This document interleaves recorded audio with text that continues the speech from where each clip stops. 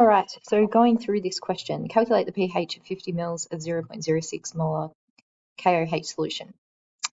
Okay, so potassium hydroxide will dissociate completely into potassium and hydroxide ions, and this is a concentration of 0.6, and the concentration of hydronium will be 0.6 as well, because it's a 1-to-1 ratio there. All right, so we know the concentration of hydronium ions is 0.06, and then we can use this information to try and calculate the pH. Okay, there's a couple of ways to do this, but I'll take you through one. So we know pH equals the negative log of the hydronium concentration.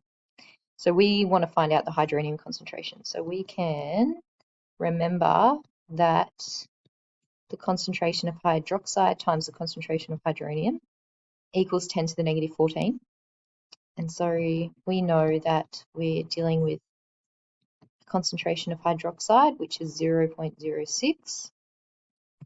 And so the concentration of hydronium that I'm going to have is going to equal, got the value here, so it's going to equal, I'm going to have to pop it into my calculator, 10 to the negative 14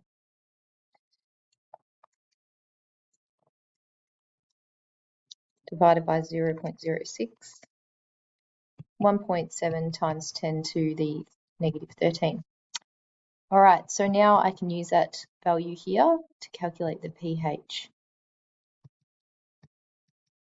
Okay, so pH equals negative log of 1.7 times 10 to the negative 13. pH equals negative log of that value, 12.77 or 12.8. Either was fine. Okay, so that was one way of doing that question. Now, just another way which could be a little bit of a shortcut for you. So let's just go back. And it might be something just to memorize even, just this little formula, which can be handy. All right, so we know the concentration of hydroxide and we want to know pH. And so it'd be nice if there was a quicker way to go about getting this value. And there is. So pH actually equals 14 minus the negative log of the hydronium concentration.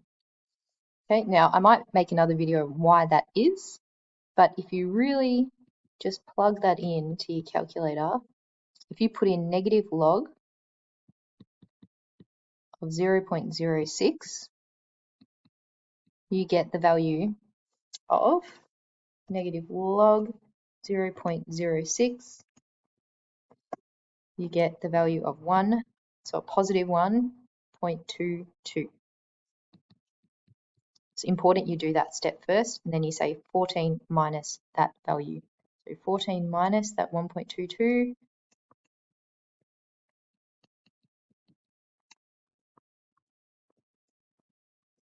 is 12.78 or 12.8. So that is a quicker way to go about doing that question.